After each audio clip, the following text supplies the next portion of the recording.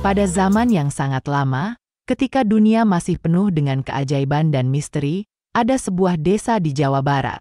Desa ini adalah rumah bagi seorang wanita yang sangat kaya, dikenal sebagai Nyai Bagendit. Nyai Bagendit adalah seorang janda yang suaminya telah meninggal. Meskipun suaminya telah tiada, dia masih memiliki kekayaan yang sangat besar. Kekayaan ini bukan hasil dari kerja kerasnya sendiri, tetapi merupakan warisan dari suaminya yang telah meninggal. Warisan ini terdiri dari harta, tanah, dan banyak ternak. Namun, meskipun memiliki kekayaan yang melimpah, Nyai Bagendit hidup dalam kesendirian. Dia tidak memiliki anak atau kerabat dekat yang tinggal dengannya. Dia hidup sendirian di rumah besarnya. Setiap hari, dia hanya ditemani oleh hartanya dan kenangan tentang suaminya yang telah tiada. Meskipun hidup sendirian, Nyai Bagendit tidak pernah merasa kesepian. Dia selalu sibuk dengan urusan hartanya. Dia selalu menghitung uang dan emasnya, memeriksa tanah dan ternaknya, dan memastikan bahwa semua hartanya selalu dalam kondisi terbaik. Bagi Nyai Bagendit, kekayaannya adalah segalanya. Dia bersedia melakukan apa saja untuk menjaga dan menambah kekayaannya.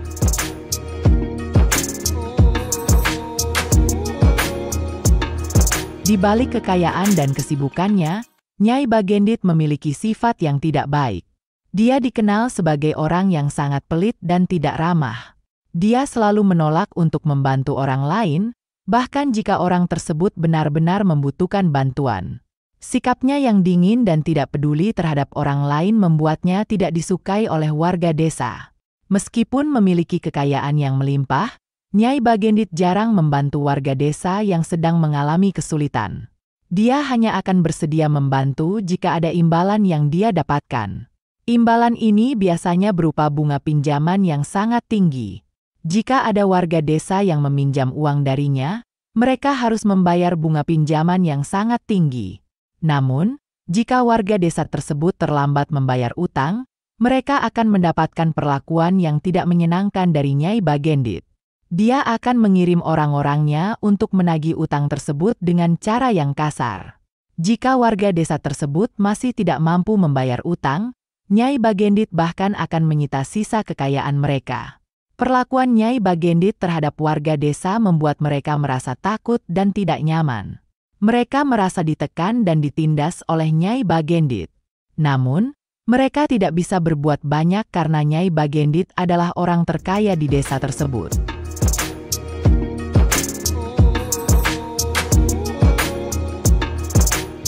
Pada suatu hari yang cerah, Nyai Bagendit sedang bersantai di halaman rumahnya yang luas sambil menghitung kekayaannya berupa tumpukan uang dan emas.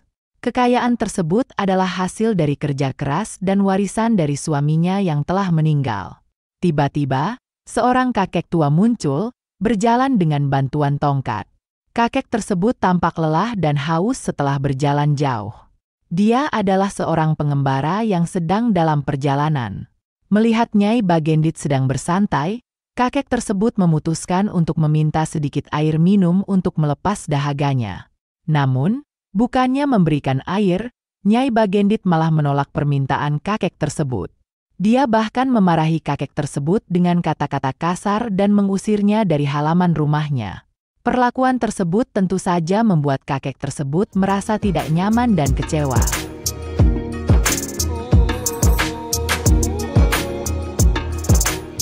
Setelah diperlakukan dengan cara yang tidak menyenangkan, kakek tersebut merasa sedih.